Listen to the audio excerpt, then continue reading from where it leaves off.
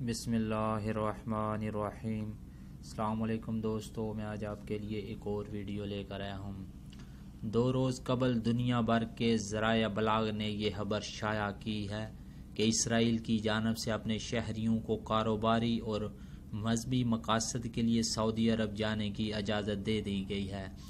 تفصیلات کے مطابق اسرائیل وزیر داخلہ عریح دیری نے اتوار کے روز اپنے شہریوں کے سعودی عرب جانے کے لیے حکم نامے پر دستخط کر دیے تھے۔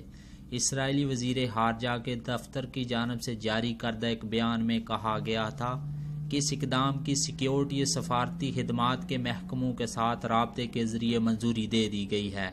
اب مسلمان عازمین حج و عمرہ کو مذہبی مقاصد کے لیے سعودی عرب جانے کی اجازت ہوگی۔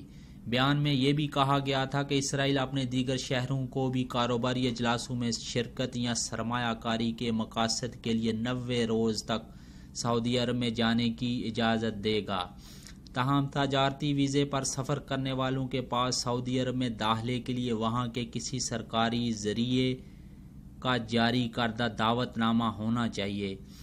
اس خبر کو دنیا بھر میں بسنے والے مسلمانوں نے ناپسندگی کا اظہار کیا، مگر اب سعودی وزیر خارجہ شہزادہ فیصل بن فرحان کا بیان سامنے آ گیا ہے، جس کے مطابق اسرائیلی پاسپورٹ رکھنے والے سعودی عرب نہیں آ سکتے۔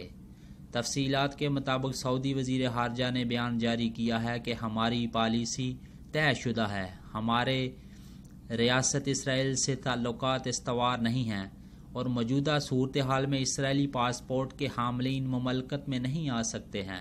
شہزادہ فیصل بن فرحان کا مزید یہ کہنا تھا کہ جب فلسطینی اور اسرائیلیوں کے درمیان امن معاہدہ طے پایا جائے گا تو میرے خیال میں اسرائیل کو خطے کے امور میں شریک کرنے کا معاملہ پھر زیر غور آئے گا۔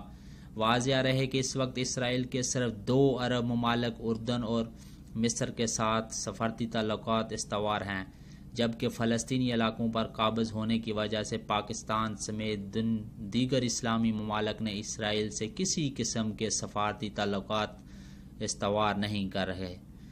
شکریہ۔ مزید اچھی ویڈیو کے لیے دوستو ہمارا چینل ضرور سبسکرائب کیجیے گا تاکہ ہر آنے والی ویڈیو آپ تک پہنچ سکے۔